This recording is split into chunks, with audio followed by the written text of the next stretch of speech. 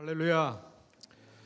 8월 넷째 주일 성찬주일입니다. 주일 3부 예배에 오신 성도님들을 주님의 이름으로 환영하고 축복합니다. 우리 모두 기도하는 마음으로 자리에 일어나셔서 하나님의 이름을 높이며 은혜의 보좌 앞으로 나아갑시다.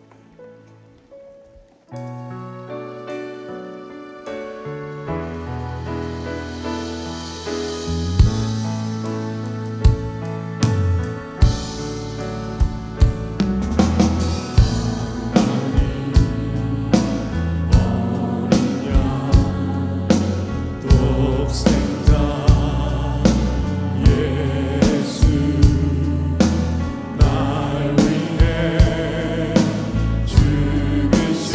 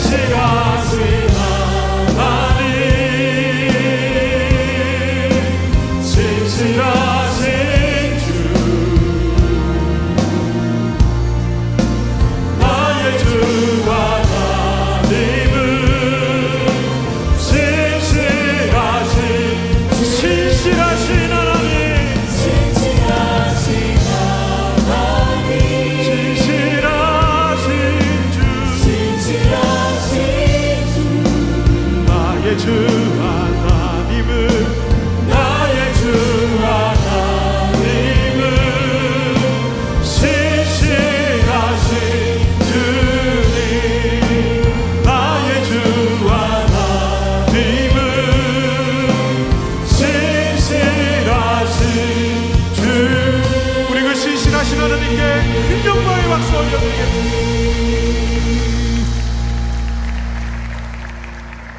묵상으로 기도하심으로 우리 예배를 주 앞에 올려드리겠습니다. 함께 묵상으로 기도하시겠습니다.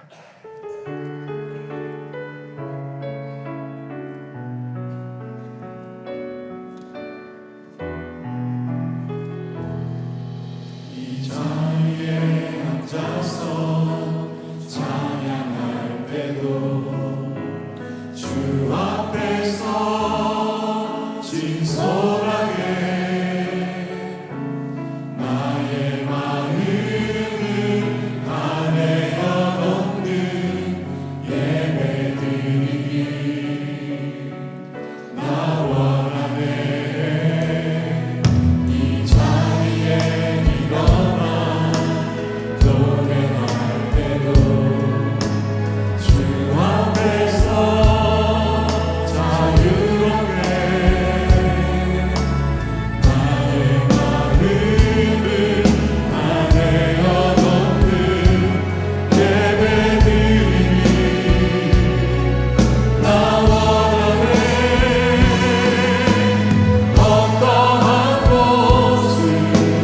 모습이라도 주님 받으시니 나를 받으시니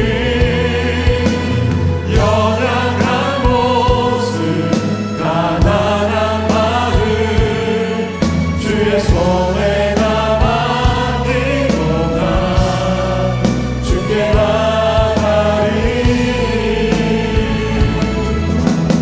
어떠한 모습이라도 주님 받으시니 나를 받으시니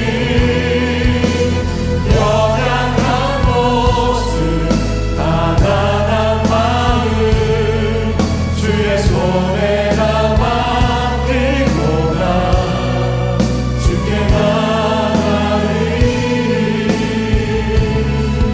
주의 손에다 맡기고나 주께 나가리.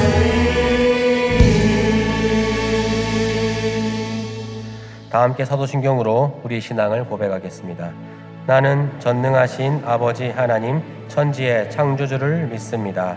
나는 그의 유일하신 아들 우리 주 예수 그리스도를 믿습니다. 그는 성령으로 잉태되어 동정녀 마리아에게서 나시고 본디오 빌라도에게 고난을 받아 십자가에 못 박혀 죽으시고 장사된 지 사흘 만에 죽은 자 가운데서 다시 살아나셨으며 하늘에 오르시어 전능하신 아버지 하나님 우편에 앉아 계시다가 거기로부터 살아있는 자와 죽은 자를 심판하러 오십니다. 나는 성령을 믿으며 거룩한 공교회와 성도의 교제와 죄를 용서받는 것과 몸의 부활과 영생을 믿습니다. 아멘.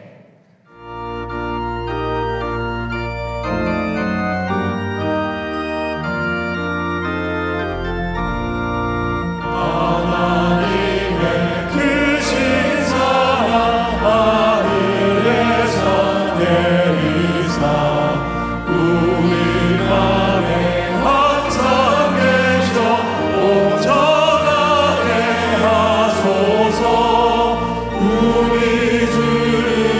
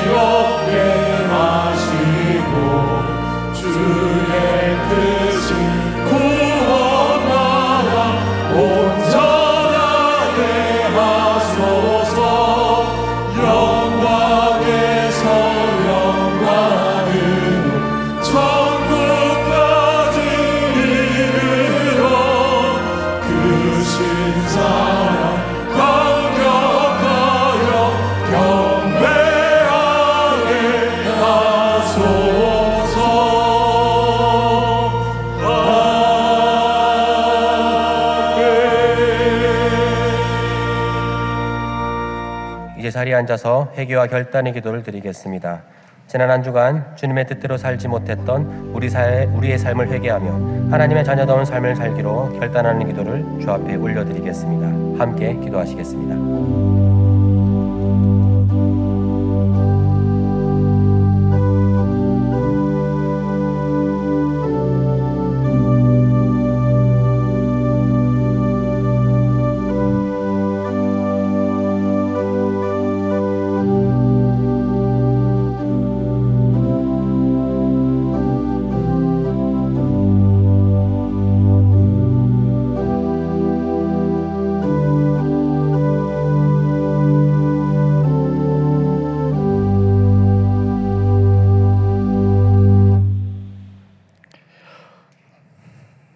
사랑과 은혜가 지극히 풍성하신 하나님, 독생자 예수님의 십자가 대속으로 저희들을 지옥의 형벌에서 구원하여 주셔서 감사합니다. 예수님의 부활을 통해 저희들이 영생의 소망 가운데 하나님의 자녀로 살아가게 하시니 참 감사합니다. 하나님 아버지, 오늘 복된 주일 예배를 허락하셔서 감사합니다. 이 시간 영과 진리로 최선을 다하여 최상의 예배를 드릴 수 있도록 도와주옵소서. 이곳에 임재하여 주시고 영광받아 주옵소서. 거룩하신 하나님, 말씀에 온전히 순종하지 못한 저희들의 모든 죄를 용서하여 주옵소서. 오늘 성찬식을 통해 주님의 십자가 은혜를 다시 깊이 되새기며 구원의 감격과 기쁨을 회복하게 도와주옵소서. 모든 오산나 교회 성도들이 주님의 보혈로 거듭난 성도가 되게 하옵시고 주님 다시 오실 때에 흠없는 그리스도의 신부로 나타나게 하옵소서. 인자하신 하나님, 전쟁과 각종 자연재해로 온 세계가 혼란한 가운데 있습니다. 이러한 때에 한국교회가 하나님만을 더욱 의지하며 말씀과 기도에 힘쓰게 하옵소서. 거룩함과 사랑이 풍성한 교회로 회복되고 선한 사마리아인처럼 가난한 이웃과 교회를 돌아보며 복음 전파에 힘쓰도록 도와주옵소서. 날이 갈수록 정치적 갈등이 극심해지고 있는 이 나라를 긍휼히 여겨 주옵소서. 정치가들과 공직자들이 하나님을 두려워하게 하옵소서. 하나님의 공의가 이 땅 가운데 바로 서게 하여 주옵소서. 자비로우신 하나님, 엄청난 집중호우로 큰 피해를 입은 거제 통정지역의 주민들을 도와주옵소서. 그들의 삶과 일상이 속히 회복되게 하옵소서. 열방 가운데서 나사렛 예수 유일한 구원의 그 이름을 전파하기 위해 눈물로 임신하는 수많은 선교사들에게 하늘의 위로가 풍성하게 하옵소서. 그들에게 힘과 열정과 성령 충만함을 주옵시고 복음의 문, 전도의 문을 열어 주옵소서. 날마다 저희들의 짐을 대신 지시는 주님, 육신의 질병으로 고통하는 성도들을 치유하여 주옵소서. 해결하기 어려운 경제적 문제로, 인간관계의 문제로 주님께 부르짖는 성도들에게 가장 좋은 것으로 응답하여 주옵소서. 믿음소 비전센터의 건축 완공을 감사드리며 다음 세대를 말씀으로 양육하는 일에 잘 사용되도록 도와주옵소서. 필요한 건축 재정을 넉넉하게 채워주옵소서. 후임 담임 목사 증빙위원회가 오직 하나님의 뜻과 인도하심만을 따라가게 하옵소서. 증빙 과정에 온 성도가 믿음으로 함께 기도하게 하옵시고 성령의 뜻 가운데 하나가 되게 하옵소서. 금주 금요일 시작되는 개강 특별 부흥회가 잘 준비되게 하옵시고 강사님에게 성령 충만함과 강건함을 주옵소서. 성도들이 한 마음으로 말씀을 사모하는 가운데 은혜가 풍성한 집회가 되게 하옵소서. 은혜와 진리의 하나님, 유진수 담임 목사님에게 성령 충만함과 말씀 충만함을 주옵소서. 이 시간 진리의 말씀을 잘 전하시도록 주님의 강한 손으로 붙들어 주옵소서. 온 정성을 다해드리는 샤론 성가대의 찬양과 감사와 기쁨으로 드리는 성도들의 헌금을 통해 영광받아 주옵소서.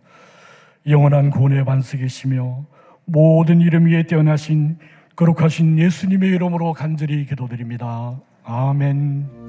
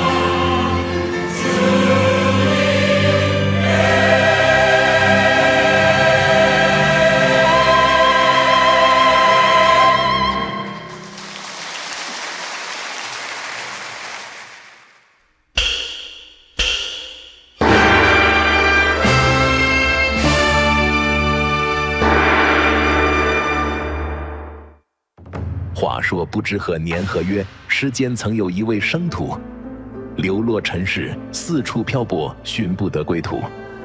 其名曰洛生图。此篇故事名为《洛生图归来传》。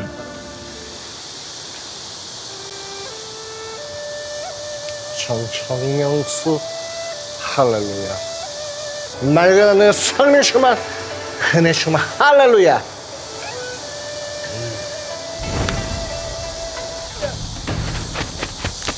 你是不是真正的圣徒？你是吗？那个？我是真实圣徒。今天我告诉你，你竟然是那色一人黑？好了好了，这人把他认得黑。说，可以说，可以呀。就是圣徒，就是圣徒，圣洁的。这也上色，这个基本是一般，再来一点。我是真实圣徒，我的必杀技双阳披萨，哒哒哒哒哒哒哒哒哒哒哒哒哒哒哒哒。水银披萨，你真难受。真正的圣徒根本圣徒，哎呀，全是菜跟水，说嘿呀嘿，嘿呀，圣灵充满。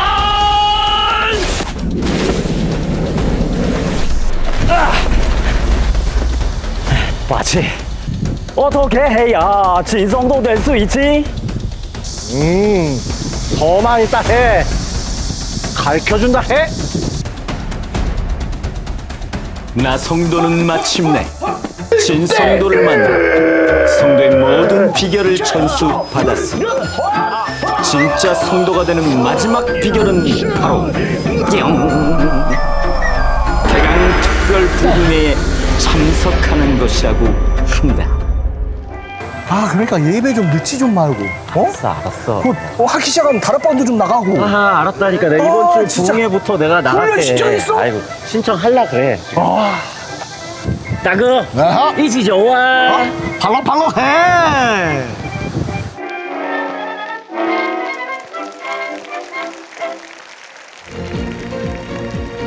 (8월) 넷째 주 호산나 소식입니다. 오늘 호산나 교회 주일 예배에 나오신 성도님들을 주님의 이름으로 환영합니다. 등록을 원하시는 분은 예배 후 명지는 2층 새가족실에서 하다는 교육자에게 안내를 받으시기 바랍니다. 8월 마마기도회가 8월 27일 목요일 오전 10시에 부정교회에서 있습니다. 호산나교회 큐티 매거진 말씀과 함께 9, 10월호를 명지 1층 카페 더 미션과 하단 꿈돌이 카페와 경비실에서 판매하며 모바일 버전은 등록 교인에 한하여 온라인 교인센터 앱 또는 교회 홈페이지를 통해 무료로 사용하실 수 있습니다. 이번 주 식당 봉사는 동산마을이며 다음 주 식당 봉사는 동행마을입니다. 그 외에는 주보를 참고해 주시기 바랍니다. 8월 23일 주일 예배 오신 여러분 환영하고 축복합니다. 예배 전에 갑자기 중국 영화를 보셔가지고 지금 영성이 조금 흐트러질 수 있으니까 옆에 사람에게 정말 사랑하는 마음으로 은혜 많이 받으십시오. 사랑합니다. 이렇게 인사 한 번씩 나눴으면 좋겠습니다.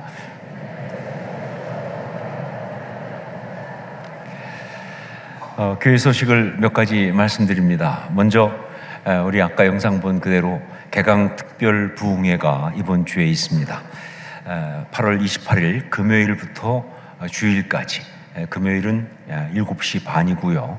토요일 날은 7시입니다. 그리고 주일날 예배에 이어지게 됩니다. 하나님의 나라가 내 삶에 온다. 특별히 이번에 강사로 오시는 이종필 목사님, 이제 여러분 오셔서 들으시면 알겠지만 정말 귀한 분이십니다. 목사님의 아들로서 참 어려운 환경 속에 있는데, 즉 교회에 대해서 실망하기 딱 좋은 구조인데, 그러나 오히려 그래서 더 참된 교회를 추구하는 아주 귀한 종이시고 말씀이 너무 좋습니다. 여러분 자세한 것은 이제 말씀 등원에 받으시기로 하고, 이번 개강특별 부흥회 놓치지 마시고 금요일, 토요일 그리고 주일 예배에 참석해 주시길 부탁드립니다. 그 부흥회 기간 동안에 셔틀 운행을 특별하게 하게 되는데, 그래서 주보에 셔틀 운행표 넣어드렸으니까 보시고 참고하시면 되겠습니다. 또 한 가지 2학기 양육훈련 모집 안내합니다. 8월 23일 금일 주일까지 일단 신청받을 수 있고요. 훈련 과목은 보시는 대로 여러 가지 있습니다. 특별히 필수 과목 아직 안 하신 분은 필수적으로 반드시 하셔야 된다. 그리고 양육권을 받으셔야 늘 말씀드린 것처럼 영적으로 퇴보하지 않을 수 있으니까 꼭 하시기를 부탁드립니다. 신청 방법은 교회 홈페이지나 또 배너 광고 클릭하시고 QR코드 신청해서 하실 수 있다는 것. 행정실에 오셔서 직접 하셔도 되겠습니다.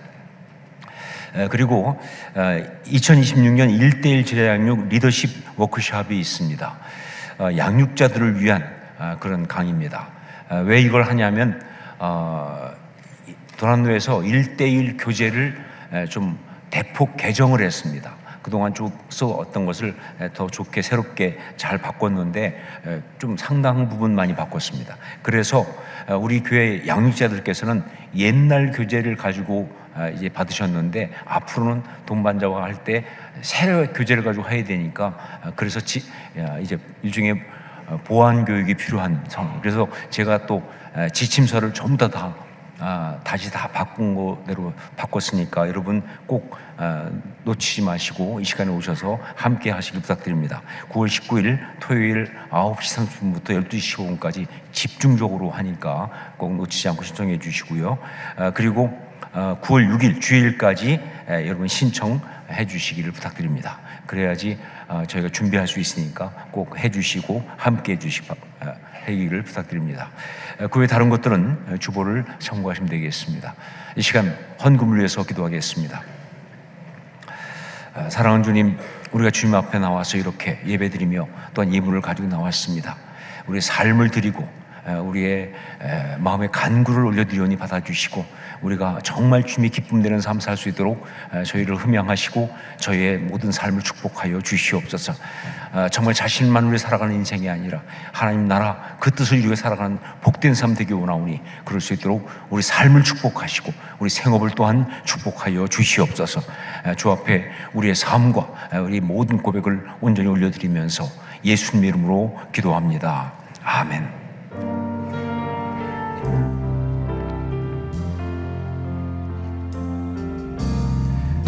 주님의 기쁨 되기 원하네. 내 마음을 새롭게 하소서. 새로운 내가 되게 하여 주사. 주님의 빛 비추게 하소서. 내가 원하는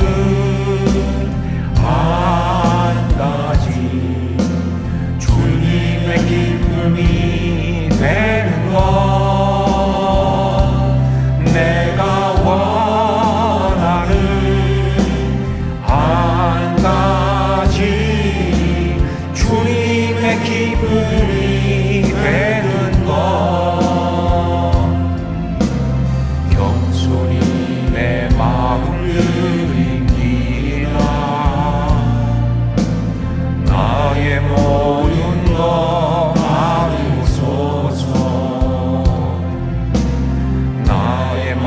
깨끗게 씻어주사. 주의 길로 행하게 하소서. 내가 원하는 한 가지 주님의 기쁨이 되는 것 내가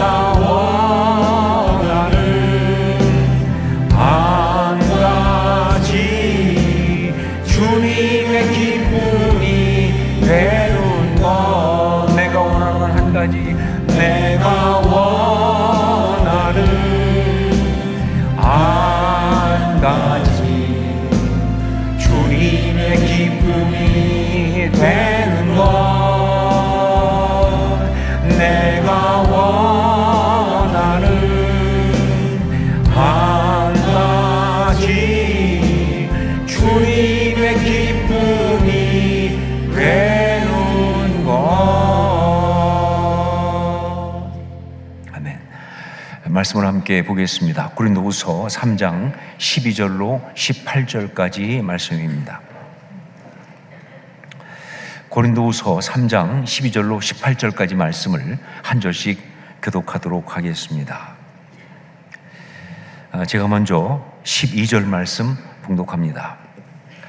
우리가 이 같은 소망이 있으므로 담대히 말하노니 우리는 모세가 이스라엘 자손들에게 장차 없어질 것에 결국을 주목하지 못하게 하려고 수건을 그 얼굴에 쓴 것 같이 아니하노라. 그러나 그들의 마음이 완고하여 오늘까지도 구약을 이룰 때에 그 수건이 벗겨지지 아니하고 있으니 그 수건은 그리스도 안에서 없어질 것이라. 오늘까지 모세의 글을 읽을 때에 수건이 그 마음을 덮었도다. 그러나 언제든지 주께로 돌아가면 그 수건이 벗겨지리라. 주는 영이시니 주의 영이 계신 곳에는 자유가 있느니라. 함께 읽습니다. 우리가 다 수건을 벗은 얼굴로 거울을 보는 것 같이 주의 영광을 보매 그와 같은 형상으로 변화하여 영광에서 영광에 이르니 곧 주의 영으로 말미암음이니라. 아멘. 재미있는 이야기를 하나 해드리겠습니다. 미켈란젤로가 만든 3대 조각상 가운데 하나가 모세상인데, 그 모세상을 보면 모세가 십계명 두 돌판을 들고 있는 그런 모습을 조각했어요. 그런데 특이하게도 그때 거기 보면 그 머리에다가 뿔을 2개 달아놨습니다. 미켈란젤로가 그 조각하면서 머리에다가 뿔을 2개 조각을 해놨어요. 그래서 이것을 일명 뿔 달린 모세상 이렇게 부르기도 합니다. 자, 미켈란젤로는 왜 모세상을 조각하면서 머리에 뿔을 달아 놓았을까? 우리나라의 어떤 사람은 이렇게 해석을 하더라고요. 모세가 뿔났다. 즉 모세의 표정도 그렇고 또 모세가 이스라엘 백성 때문에 굉장히 지금 화가 많이 난 그런 상황이기 때문에 그래서 그렇게 화가 많이 난 것을 그런 식으로 표현했다라고 해석을 했는데, 그러나 이거는 한국말에서만 통하는 이야기다.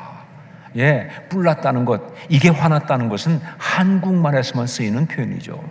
그게 아니라 사실은 이것은 성경 번역의 실수 때문에 그렇게 된 것입니다.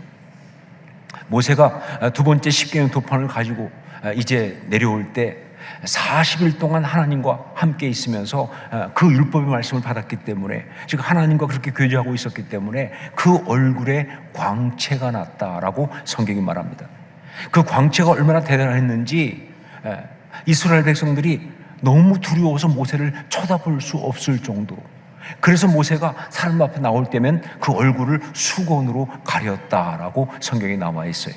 자, 그런데 여기서 이 모세의 얼굴에 광채가 났다, 이 광채가 나다라는 말, 이 말이 히브리어로 카란이란 말입니다. 그런데 이것이 케렌, 뿔이라고 하는 말에서 온 단어예요. 한국말은 뿔났다 그러면 화났다 이렇게 보통 인식을 하지만, 그러나 이 히브리어에서 뿔은 힘, 권세, 영광, 광채, 이것을 의미하는 그런 단어입니다.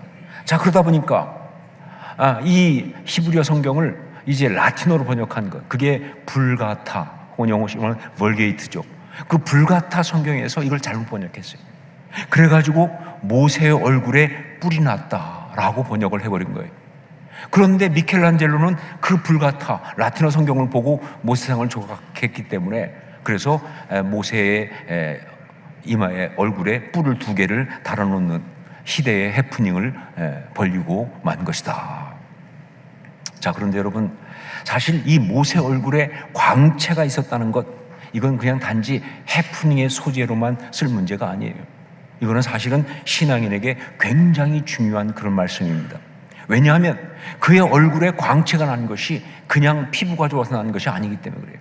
이것은 바로 하나님과 깊은 영적인 교제를 했기 때문에 그 얼굴에 광채가 난 것이거든요.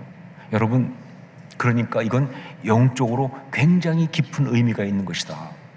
단지 어떤 비유나 혹은 이야기로 치부할 것이 아니라, 이것은 신앙인 가운데 실제로 일어나는 영적인 역사다 하는 것이죠. 그렇습니다. 모세가 그런 것처럼 모든 하나님의 사람들은 그가 하나님을 경험하고 하나님과 교제하고 하나님의 그 거룩한 역사에 동참한다면 반드시 그 얼굴에 광채가 나게 돼 있다는 것이죠. 광채가 나야 한다는 것이죠. 그때 그 광채는 그냥 뿔이 아니라 뭐예요? 힘과 권세와 영광이 나타나는 거예요. 어느 정도로 세상 사람들이 감히 쳐다볼 수 없을 정도로 그렇게. 그게 신앙인이에요. 바로 그래서 바울 사도는 고린도 교인들에게 자신들이 새 언약의 일꾼이라고 소개하면서, 너희들도 다 새 언약의 일꾼이다라고 소개하면서 사람에게 인정받고 사람으로부터 만족을 얻은 것이 아니라 오직 하나님께 인정받고 만족을 얻은, 즉 하나님과 교제 가운데 하나님의 역사에 동참하면서 세워진 그런 것이다 라고 말하다가, 그 하나님의 일꾼, 새 언약의 일꾼이라는 이 직분이 얼마나 영광스러운지를 말하면서, 그러면서 모세의 얼굴에 있었던 그 광채를 언급하기 시작한 거예요. 바울 사도는 말합니다. 모세의 얼굴의 그 광채는 결국 뭐예요? 율법의 일꾼들에게 있는 그러한 영광의 상징 아니냐. 그런데 그렇게 사라진 율법의 일꾼도 그렇게 영광이 대단했거든. 하물며 새 언약의 일꾼, 생명의 일꾼, 복음의 일꾼, 그 영광은 얼마나 대단하겠는가라고 그렇게 이야기하는 거예요. 자, 그러면서 오늘 본문 여기에서 바울 사도는 이야기를 이제 모세의 얼굴의 광채로부터 그 얼굴의 광채 때문에 그 얼굴을 가렸던 수건 쪽으로 이야기를 돌리고 있습니다. 그때 이스라엘 백성들이 너무 영적으로 무지하고 약해서, 그래서 감히 모세 얼굴을 쳐다볼 수 없었던 것인데, 그래서 어쩔 수 없이 모세가 수건으로 가린 거예요. 그런데 어쩌면 그 수건이 오늘날까지도 그들에게 있지 아니하냐 그 말이죠. 유대인들이 특히 구약을 읽을 때마다 여전히 그 수건으로 가린 채 그렇게 신앙생활하는 거 아니냐, 그런 이야기죠. 이게 무슨 얘기인가 하면, 모세의 얼굴에 광채가 난 것은 그렇습니다. 살아계신 하나님과 영적인 교제를 했기 때문에 그래서 난 것인데, 백성들은 그걸 볼 수가 없어서, 영적 수준이 안 되니까 볼 수가 없어서 수건을 덮은 거예요. 그런데 유대인들은 지금도 구약 성경을 보면서 그 안에 담겨있는 살아계신 하나님, 그 역사하심, 그걸 온전히 보지 못하고 만나지 못하고 그냥 껍질만 보고 있으니까 결국 그게 뭐냐, 그 말씀을 수건으로 덮어놓고 있는 거 아니냐, 그런 이야기죠. 자, 그렇다면 이렇게 영적으로 살아계신 하나님을 만나지 못하게 하고 영적인 역사를 온전히 보지 못하게 하는 그 수건이라는 게 도대체 무엇일까? 만약 이 수건이 유대인들한테만 덮여 있는 것이고 우리에게는 해당 사항이 없다고 한다면 그게 뭔지를 볼 필요가 없죠. 그러나 아닙니다. 그렇지 않다는 게 문제예요. 바울 사도가 말하고 있는 이 수건은요, 영적인 체험을 온전히 하지 못하게 하는, 신앙생활 하는데 영적인 체험을 온전히 하지 못하게 하는 바로 그것이기 때문에 우리한테도 해당이 될 수밖에 없는, 그래서 이게 무엇인지가 중요한 거죠. 자, 그 수건이 무엇을 말하는가? 우리 14절 말씀을 함께 보겠습니다. 14절 같이 읽습니다.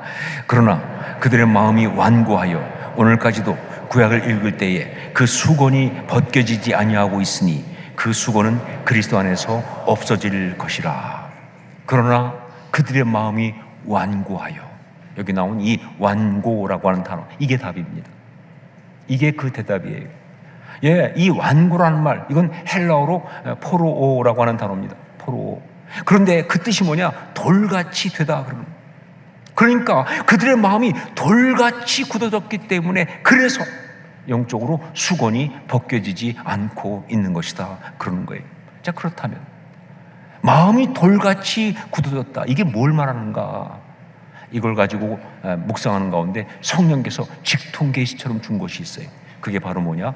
오만과 편견입니다. 오만과 편견. 영국의 소설가 죄인 어스틴이 쓴 아주 유명한 대표작 오만과 편견이라는 것이 있습니다. Pride and Prejudice라고 하는 그 소설이 있어요. 자, 이 소설은 18세기에서 19세기 넘어가는 영국 사회 속에서 일어난 그런 이야기입니다. 시골의 신사, 그런 신사라는 것은 젠틀리라고 하는 계급인데 거기서 젠틀맨이 나왔죠. 그 신사 계급인 부모 밑에 태어난 5 자매의 이야기로 결혼을 통해서 신분과 계급을 유지하고 출세하던 그 당시에 이 고정관념 속에서 정말 갈등하고 힘들어하던 그 딸들의 이야기를 그린 그러한 소설입니다.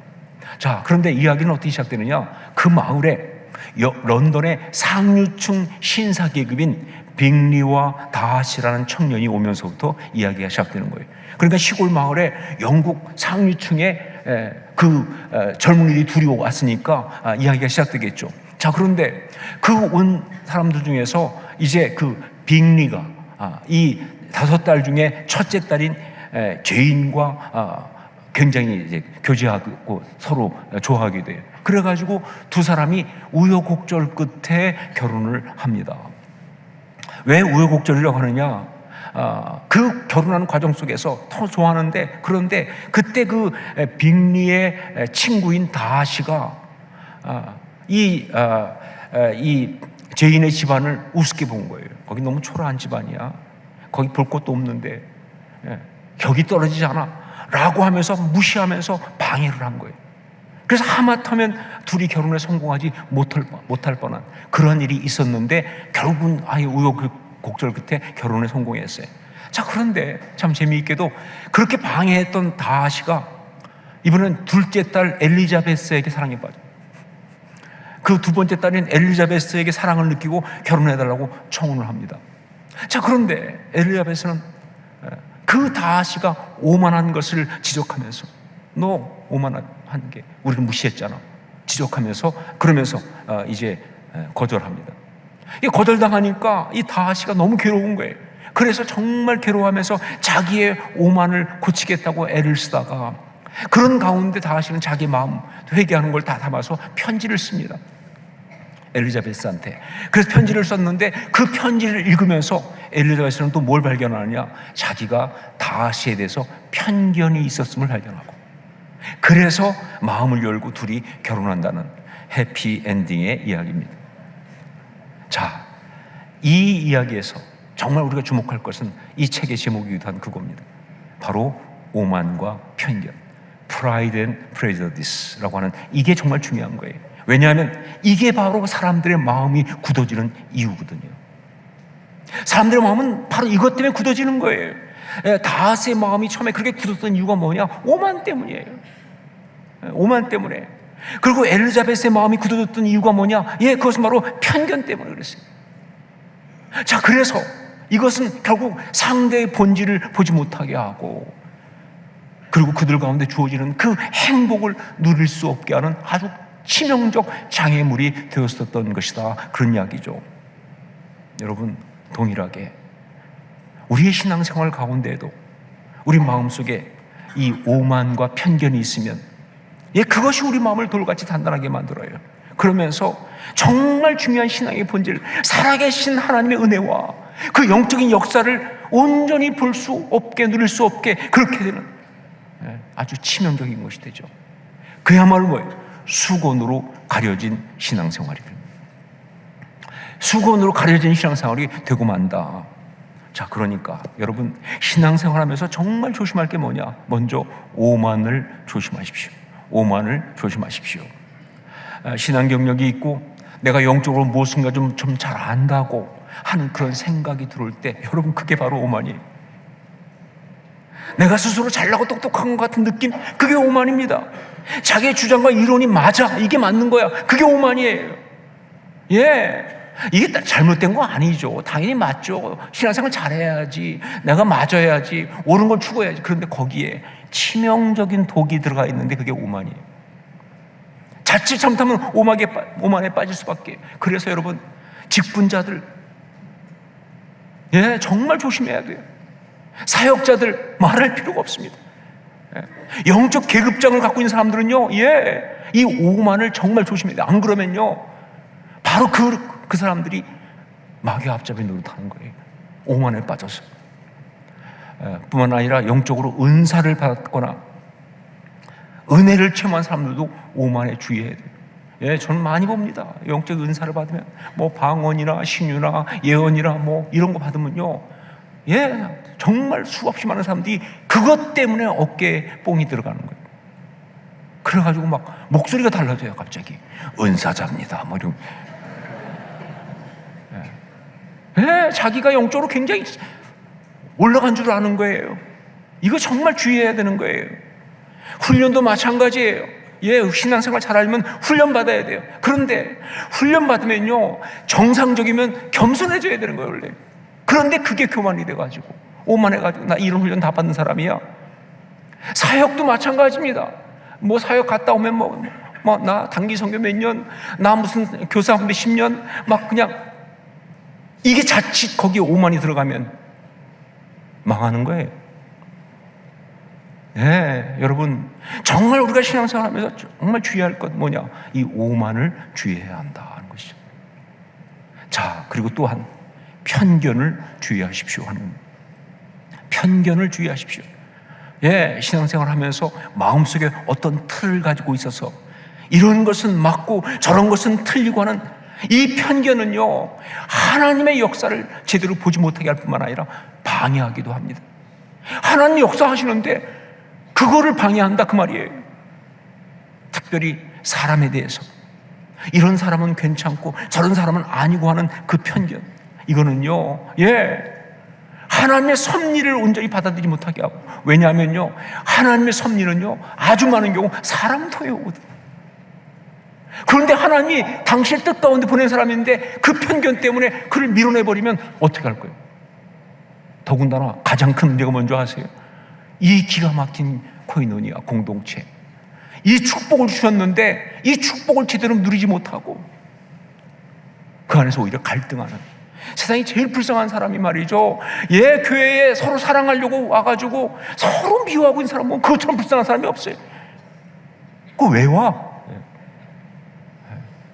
하나님의 이 축복을 갖다가 누리지 못하고 그냥 막 서로 힘들어하고 고통스러워하고, 여러분 미워하는 거 정말 힘들거든요. 생각보다. 왜 그 짓을 하고 있는지 편견 때문이다. 편견이 있습니다. 그래서 특별히 여러분 교회에서 상처받았던 경험이나 혹은 교회 안에서 사람에게 혹은 밖에서 실망했던 그런 경험이 있다면 가장 조심할 것은 편견을 조심해야 돼. 우리는 비슷한 사람 보면 저 사람도 저렇지, 편견을 갖기 시작하면 큰일 납니다. 뿐만 아니라 어떤 그런 젊은 사람들 같으면 기성세대에 대해서, 혹은 일반 성도들 같으면 가진 자들, 권위의 존재, 성공한 사람들에 대해서 어떤 그런 반항하는 마음, 공격하는 마음, 반감이 생겼다고 한다면 그거 편견이에요. 사실은 그 편견이에요. 그러면 정말로 가장 불행한 것이 본인이 될 수밖에. 편견을 또한 조심해야 합니다. 두 번째, 여러분 우리의 신앙생활은요 절대로 수건으로 가려진 것이 되어서는 안 된다는 거예요. 어떤 경우에도 수건으로 가려진 채로 신앙생활하면 안 된다. 이건 정말 잘못된 것이다. 우리 15절 16절 말씀을 함께 읽겠습니다. 15절 16절 같이 읽습니다. 오늘까지 모세의 글을 읽을 때에 수건이 그 마음을 덮었도다. 그러나 언제든지 주께로 돌아가면 그 수건이 벗겨지리라. 신앙생활은 수건이 벗겨지는 것이, 그게 맞는 거예요. 저는 어떤 면에서 지금 한국 교회가 많은 문제가 있는데 그 문제의 이유 중에 하나가 이거 아닌가 싶어요. 그런 생각을 하게 됐던 한 이야기가 있는데, 제가 몇 년 전이죠, 미국에 사역할 때 한국의 안식년을 맞아서 나왔다가 어떤 장로교회에 주일 예배 설교를 하러 간 적이 있어요.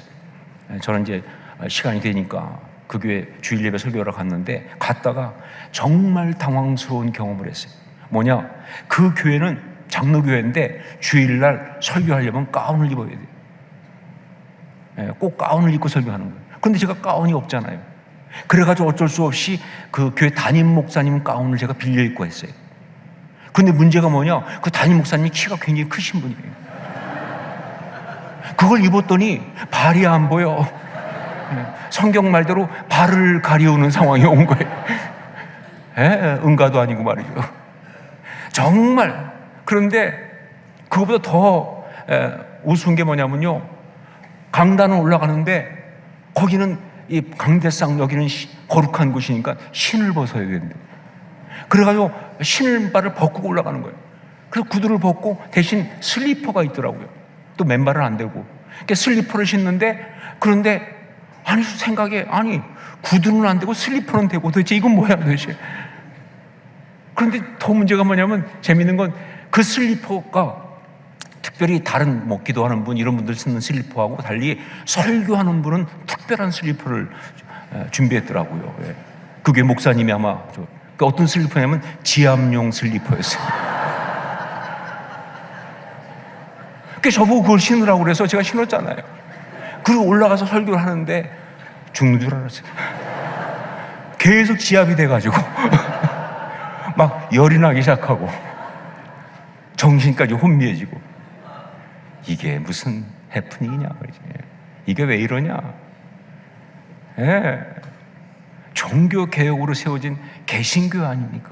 그런데 그 교회는 아직도 여전히 캐톨릭에 머물러 있는, 캐톨릭에 돌아가 버린 그런 예전에 잡혀 있는 모습을 보면서 이거 정말 문제가 아닌가.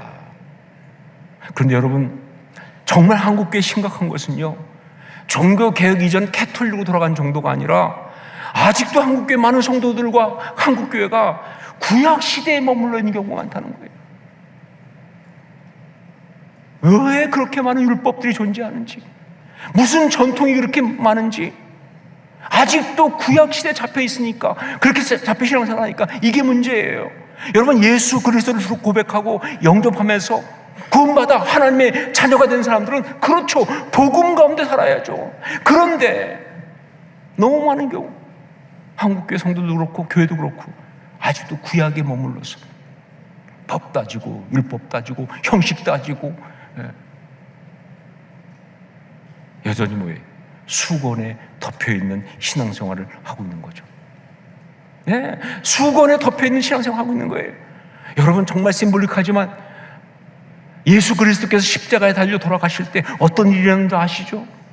성소 휘장이 위에서 아래로 갈라져서 둘이 찢어졌잖아요. 갈라졌잖아요.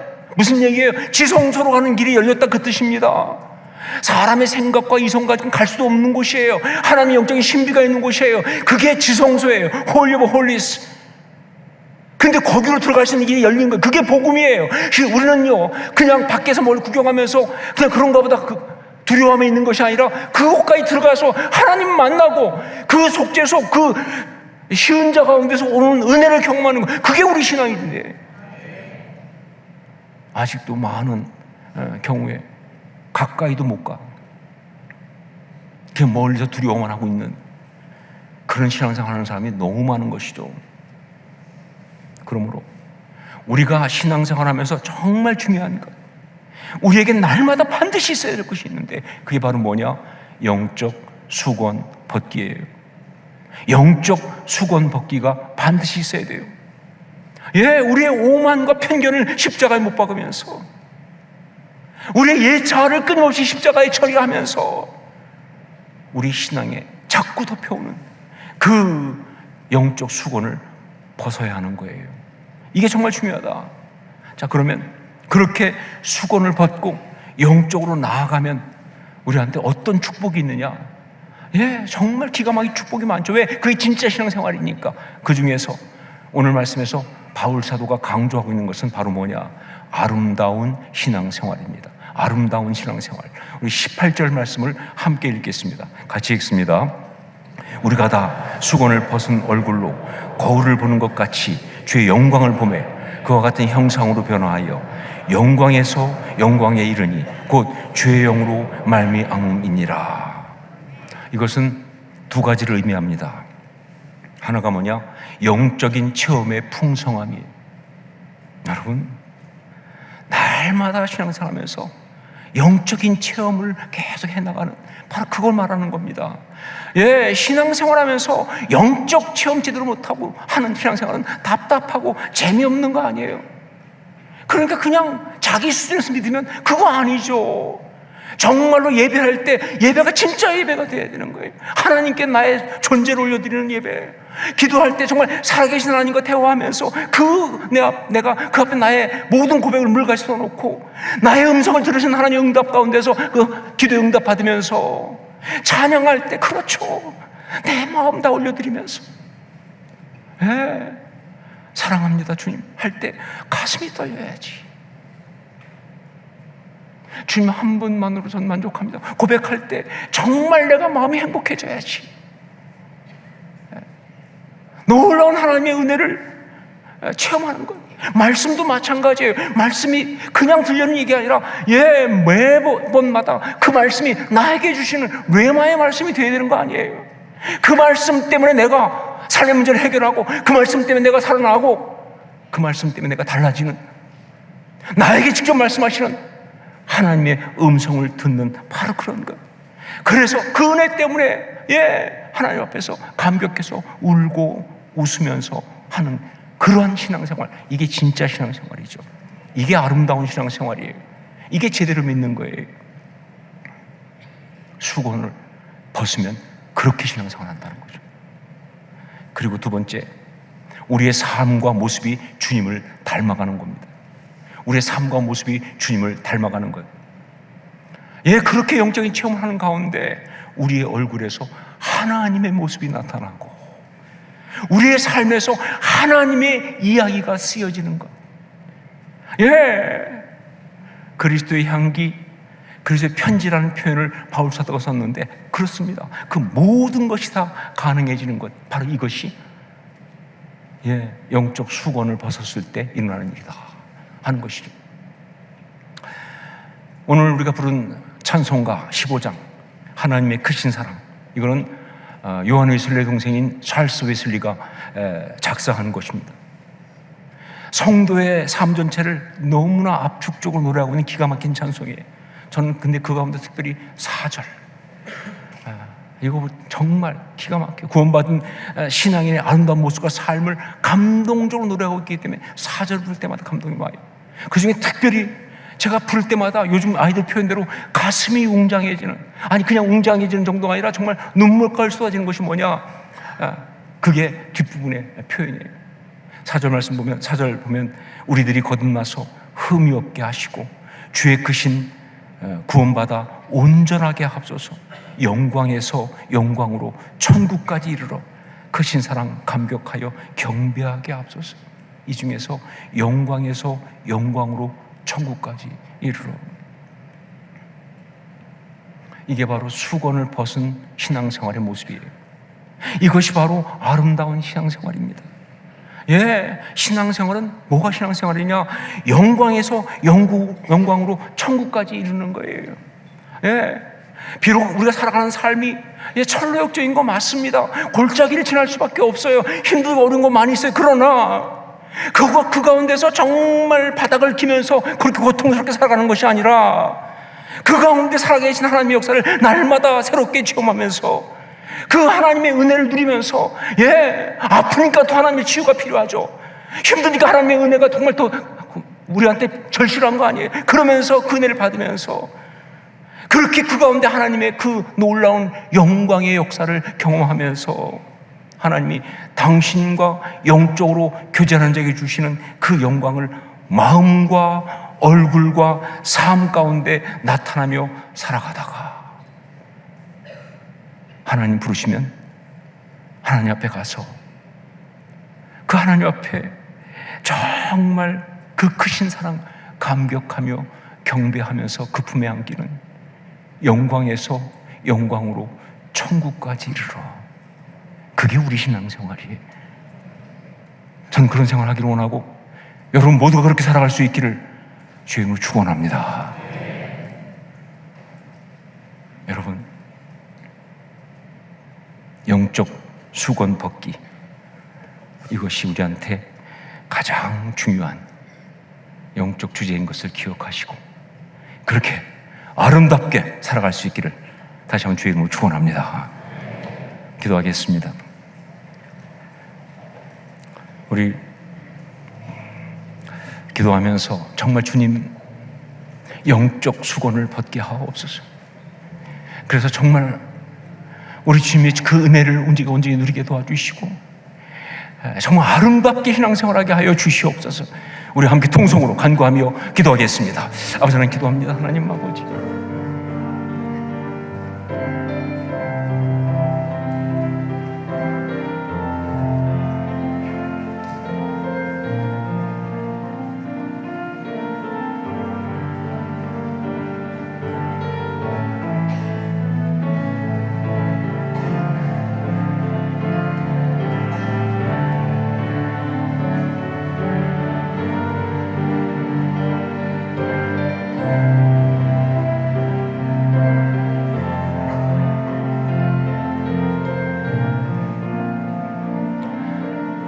사랑하는 주님, 우리가 정말 주신 말씀처럼 영적으로 수건을 벗어던지고 하나님 영광의 본체 그 은혜의 핵심 가운데 온전히 주님을 체험하면서 그를 살아가는 그런 아름다운 신앙의 사람 되기를 원합니다. 이 시간에 그런 하나님의 은혜를 또 한 번 우리가 사모합니다.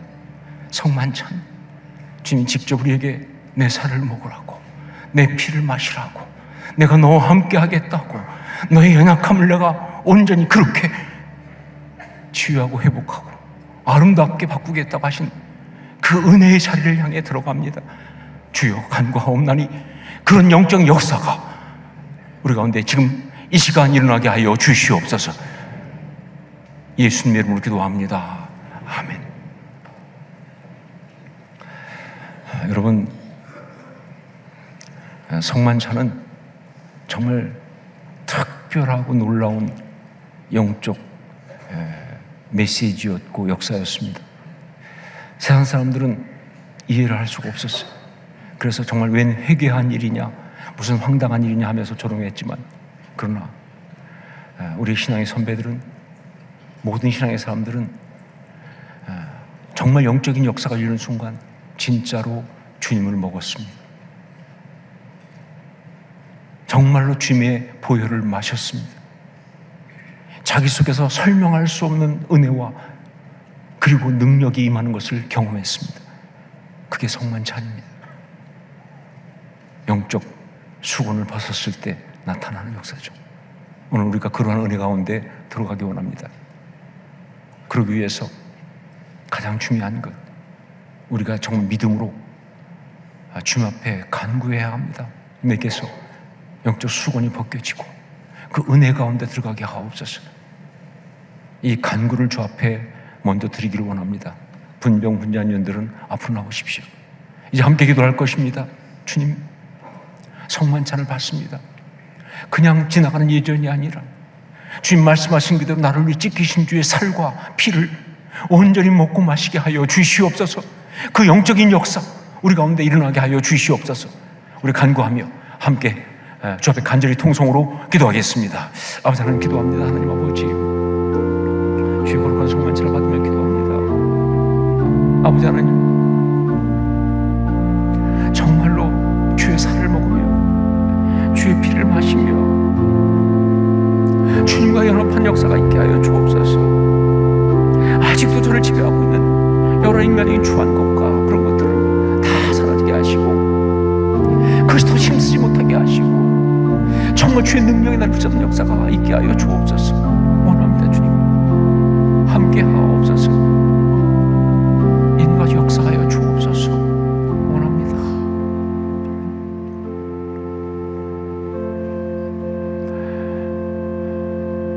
주님께서 잡히시던 밤에 사랑하는 자들과 함께 마지막 만찬을 행하시다가 떡을 들어 축사하시면서 문득 이렇게 말씀하셨습니다. 이것은 너를 위해 찢기는 내 몸이다. 내 사랑하는 내 아들, 내 딸, 너를 위해 찢기는 내 몸이다. 받으라, 먹어라. 여러분, 떡을 받으시고 가지고 계십시오. 기도하고 함께 먹도록 하겠습니다. 이것은 그냥 하나의 상징이 아닙니다. 어떤 비유도 아닙니다. 영적 역사입니다. 우리 주님께서 우리를 위해서 십자가에 죽으셨는데 그 십자가의 대속의 사랑을 우리가 이렇게 온전히 경험하라고 말씀하신 아름다운 메시지입니다. 영적 사건이 오늘 이 시간 여러분 가운데 일어나기를 주의 이름으로 축원합니다. 삶이 공고한 사람들, 무력한 사람들, 마음속에 열정이 사라져서 고통하는 사람들, 정말 불안하고 두렵고 외롭고 힘든 그런 심령들, 이 시간 주의 거룩한 성체를 받을 때 우리 주님께서 친히 그 가운데 역사하심으로 그 모든 심령 가운데 새로운 아름다운 역사가 일어나기를 주의 이름으로 축원합니다. 사모하십시오. 우리 기도하면서 사모하면서 주의 거룩한 성체를 받겠습니다. 기도하겠습니다.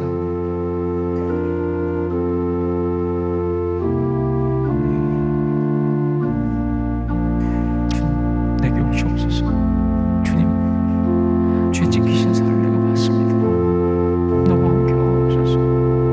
은혜를 날 붙들어 주옵소서. 거룩한 날 세워 주옵소서. 인도하옵소서. 주님, 역사 인도하여 주옵소서.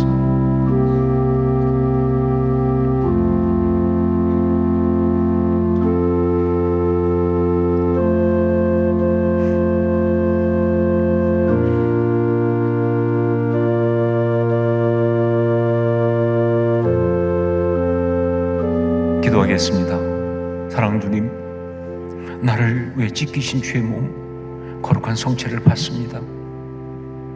주님, 내게 임하여 주옵소서.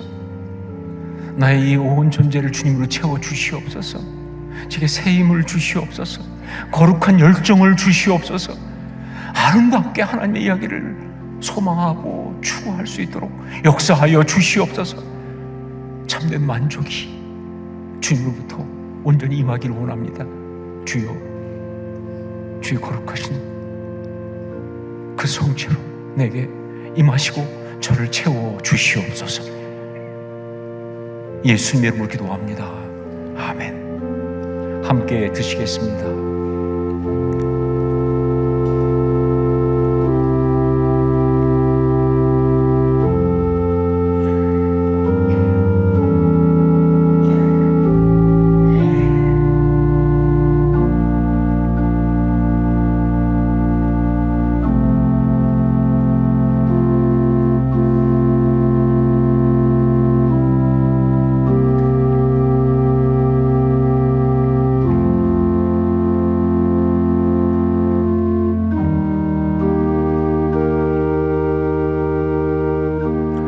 식후에 또한 잔을 가지고 축사하시며 이르시되 이 잔은 내 피로 세운 새 언약이다. 받으라, 마시라 말씀하셨습니다.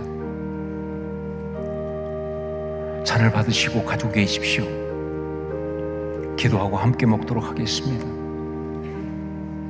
우리가 받는 이 잔은 나를 고난하시고 십자가에서 우리 주님이 다 쏟으신 보혈입니다.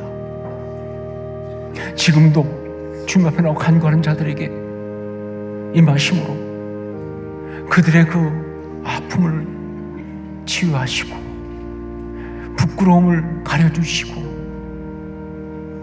그리고 추한 것들을 깨끗하게 하시는 보혈의 능력, 바로 그것입니다. 여러분, 기도하십시오. 보혈로 내게 임해달라고, 내게 보혈의 역사가 있게 해달라고, 나는 주의 보혈 가운데 정결하고 아름다운 그리스도의 사람으로 다시 서기 원한다고, 나를 고쳐주옵소서, 나를 깨끗하게 하여 주옵소서, 나를 아름답게 세워주옵소서. 간구하는 마음을 가지고 주의 보혈을 사모하며 우리 심령 가운데 초청하겠습니다. 내 주의 보혈은 정하고 정하다. 내 주의 보혈은 정하고 정하다 내 죄를 정케 하신 주 날 오라 하시나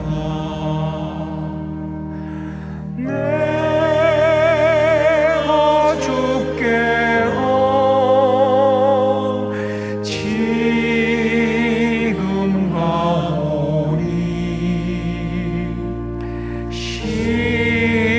십자가의 보혈로 날 씻어 주소 내가 주께로 지금 가오니 내가 주께로 지금 가오니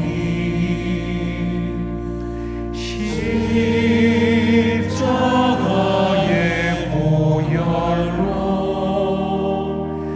날 씻어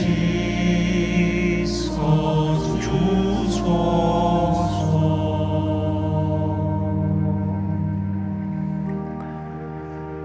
기도하겠습니다. 주님, 나를 위해 흘리신 주의 피, 언약의 피, 보혈을 받습니다. 주님, 보혈을 내게 임하시사 저를 정결하게 하여 주옵소서. 아직도 내 속에서 끊임없이 올라와서 나를 정죄하고 공격하는 그 모든 죄책감과 그 모든 공격들을 이 주와 거룩한 보혈로 다 도말하여 주시고 주님이 주시는 참된 자유와 기쁨을 허락하여 주옵소서. 주님, 불안과 두려움, 염려 이 주의 보혈 가운데 내게서 떠나가기 원합니다. 이제는 신뢰하고 믿고 감사하며 나가게 하여 주시옵소서. 내 안에 있는 쓴뿌리들을 다 제거하여 주시옵소서. 상한 묵상 너무 많이 했습니다. 이제는 거룩을 꿈꾸며 아름다움을 노래하게 하시고 그런 것으로 주님 주신 삶을 아름답게 나갈 수 있도록 그렇게 주님 역사하여 주시옵소서. 보혈로 내게 임하여 주시옵소서. 나를 온전히 치유하여 주시옵소서. 예수님 이름으로 기도합니다. 아멘. 함께 드시겠습니다.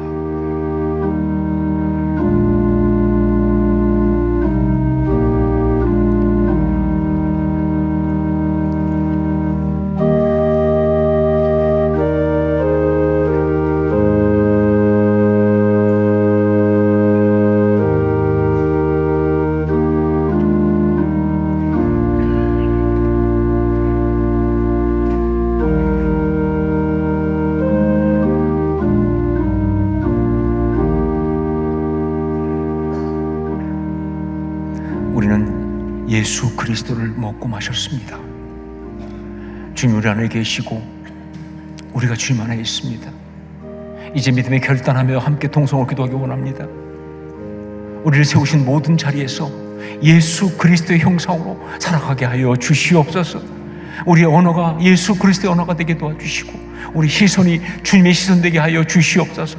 우리에게서 예수 그리스도의 그 거룩한 영향력이 나타나게 하여 주시고 하나님의 아름다운 일을 이루게 하여 주시옵소서. 우리가 간구하며 결단하며 통성으로 함께 기도하겠습니다. 아버지 하나님 기도합니다. 주님, 예수 그리스도를 먹고 마신 자로서 기도합니다. 아버지 하나님, 우리 삶 모든 자리에서 예수 그리스도가 나타나게 하여 주옵소서. 우리의 언어가, 우리의 생각이, 우리 모든 것이 예수 그리스도로 이야기가 되기 원합니다. 그렇게 축복하고 그렇게 고백하고 선포하고 주님이 주신 그 아름다운 것들을 바라보면서 살아가게 하여 주옵소서. 정말 안타깝게 주안과 묵상하고 살아가지 않게 하시고 능력으로 주님과 함께 살아가는 우리가 되시게 해주시고 주님의 거룩한 영적 체험을 날마다 누리게 하여 주옵소서. 원합니다. 이 연합 아름다운 축복으로 우리 가운데 계속되게 하여 주시옵소서. 사랑하는 주님, 예수 그리스도를 먹고 마신 자로서 우리를 세우신 모든 삶의 자리에서 예수 그리스도의 사람으로 살아가게 하여 주시옵소서. 우리 언어가 달라지기 원합니다. 우리의 생각과 감정이 변화되기 원합니다. 우리 시선이 달라지기 원합니다. 우리에게서 그리스도의 영향력이 나타나게 하여 주시옵소서. 주님, 영적으로 수건을 벗기 원합니다.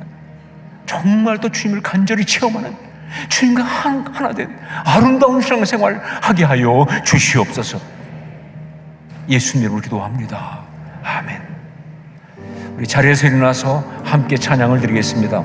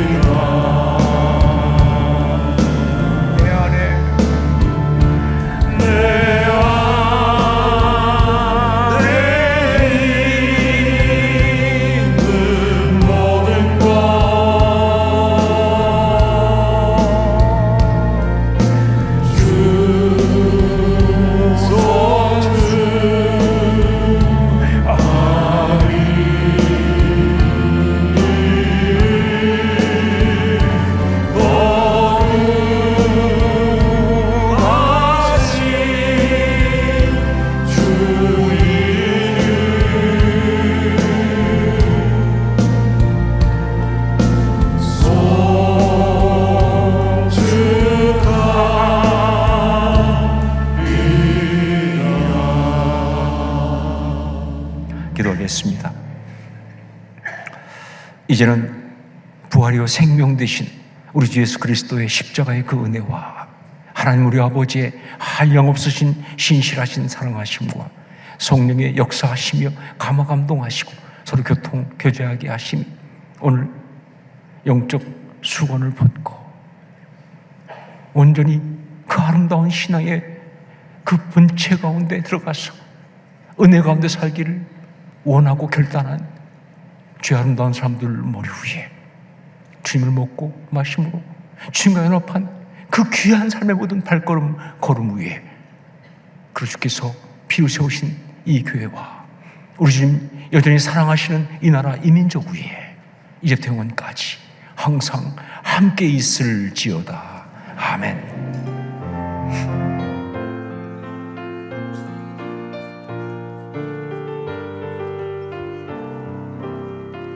우리 예배를 받으신 하나님께 큰 영광의 박수 올려드리겠습니다.